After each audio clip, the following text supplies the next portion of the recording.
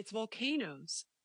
It was surely in the old creed of alchemists that metals were endowed with sense and feeling, and possessed of either masculine or feminine qualities.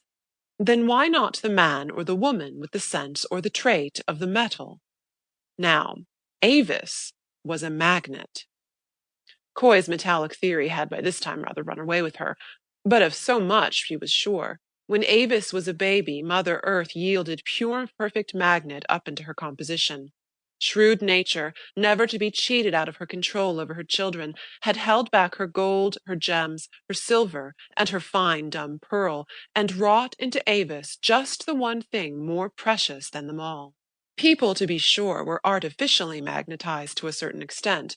Barbara Allen, for instance, turning the exact intellectual pose of her head, there was but one intellectual pose to Barbara's head, towards Philip Ostrander, while he read his paper on Spencerian meters, was a species of electromagnet. But Avis was, without alloy, lodestone. In Avis there existed that attribute, no, that quality. Which was it? Coy remembered hearing one of the professors say at a supper that there was a difference between these two things, but she did not remember which was which. She seldom did. At all events, Avis had that one particular coloring about her, Coy decided to call it coloring, which is in a woman powerful above all beauty, wit, or genius, that subtle thing which we name charm. Now it was true and tender in Coy to sit thinking this about Avis. That was a wise word which said that, when we have ceased to enjoy the superiority of another, we have ceased to love him. Hence it may be the self-defensive strategy of affection that we feel our friend's advantage long before we allow ourselves to perceive it. Nay, in proportion to the depth of our feeling under it, are we not apt to have a frostbite of the intellect, which makes its distinct acknowledgment a matter of hard thawing? And Coy was not by any means a girl of liquid moods. She sometimes felt it proper to judge Avis very severely, else what was the use in having grown up with her? For instance, she had reproved her for staying so much by herself since she had come home. Barbara now thought that affectation, it was plain to see, and affectation it would have been in Barbara, though of course she was too well bred to say so. Coy knew better than that. It was only morbidness.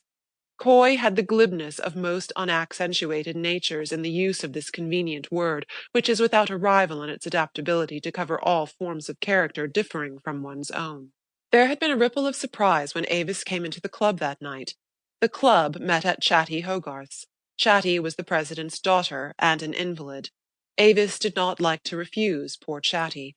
It was the first time that Miss Dobell had appeared in Harmouth society since her return from Florence.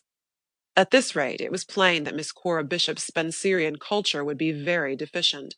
Coy, with a pretty change of mental attitude, which had a pretty bodily expression down to the very tips of her fingers, tightening like growing shells about the covers of her book, brought her intellect to bear severely upon the business of the evening.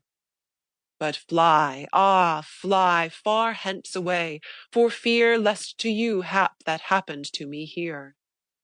A low and singularly musical voice was pronouncing these words as Coy looked up. Not the catarrhal theologue, surely. He had finished his contribution to the evening's entertainment, thank the muses, and Mr. Ostrander was reading. Philip Ostrander, the new tutor. There was always a new tutor to be considered in Harmouth University. He had not always, however, a musical voice.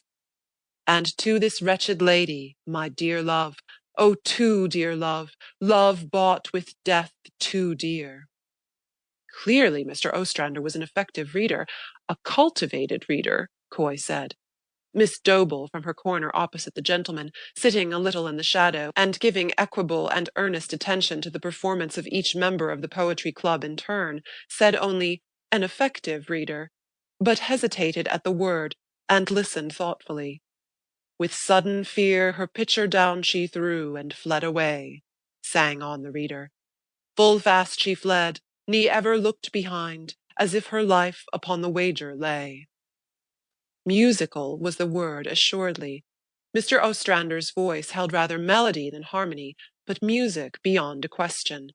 There was a modesty and simplicity about its accent not common to young men in those stages of growth in which Harmouth knew them, perhaps a little uncommon in any young man.